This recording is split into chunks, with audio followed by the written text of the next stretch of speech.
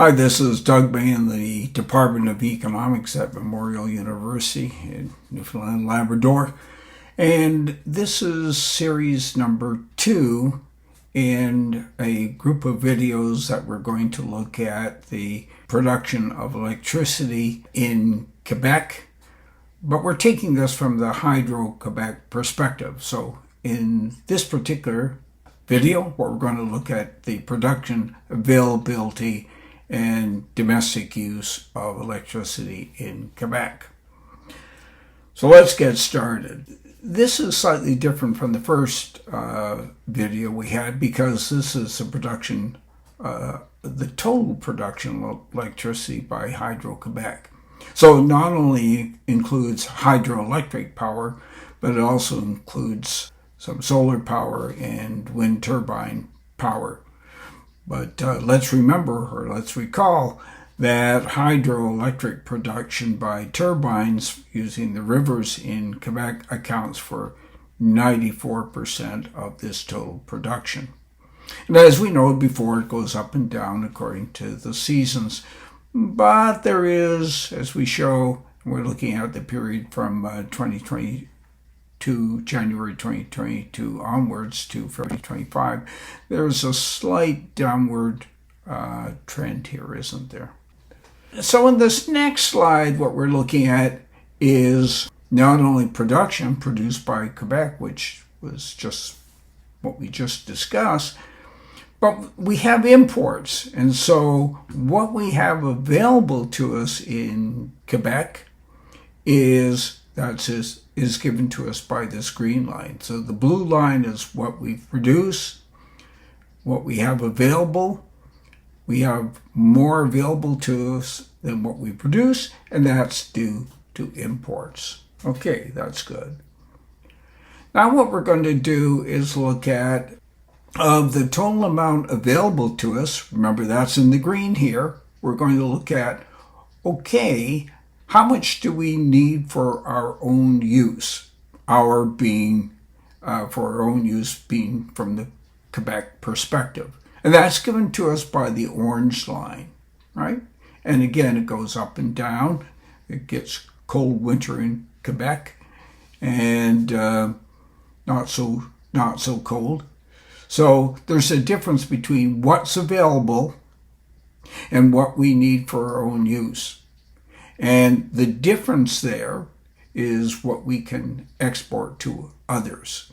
The next slide we're going to look at is say, okay, what we have from our own production is in blue, volume from our second slide, and what we need for our own use is in orange here. And no, it looks about the same, but generally I'm going to argue, looking from this thing, there's a growing demand for electricity. We need more electricity for our own use. And so why is that the case? Well, we've said that we've got a growing population. We may have a growing industrial base. We have the growing use of AI, and it can also be affected by climate change, right? So in any event, what we need for our own use and what's produced domestically by Hydro-Quebec, there's a deficit. There's a difference, right? And that's what I'm calling the deficit here. And look here.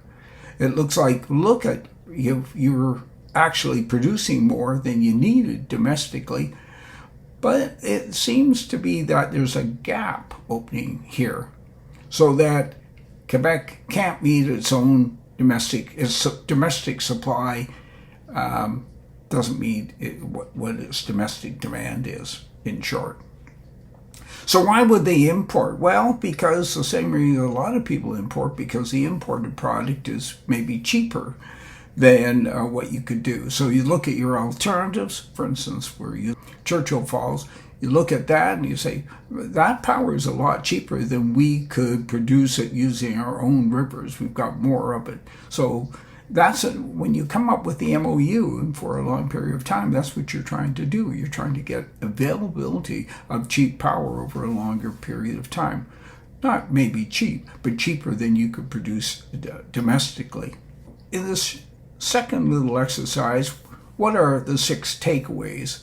That over time, Quebec is utilizing almost all of its imports and production. This leaves very little room for net exports, which is interesting. As demand for electricity rises in Quebec, as we have seen, then Hydro-Quebec needs electricity from somewhere. Now, it can get it from other provinces, or it can get it from Quebec. Thirdly, access to domestic hydroelectric resources could become a significant problem due to climate change. That we saw from our first video, right? Solar power may provide some help. Wind power is also being used and can provide some help. But the cheaper alternative would be importing power from somewhere else. And if it weren't a cheaper priority, then why would you do it?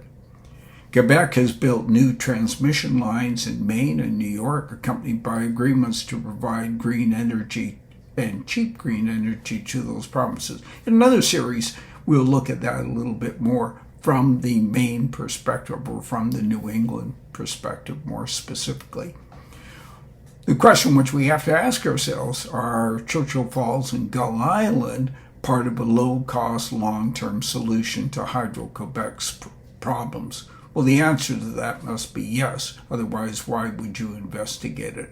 Because what you're trying to do, not only for your industrial base, but also particularly for your domestic base, your households, who are also your voters and the owners of Hydro-Quebec, you're trying to get them electricity as cheap as possible. And again, we'll investigate that a little bit. What does that mean in terms of price per kilowatt hour to the residents of Quebec in another video? Anyways, thanks for watching this one. And if you have any comments, get in touch with me. Thanks. Bye.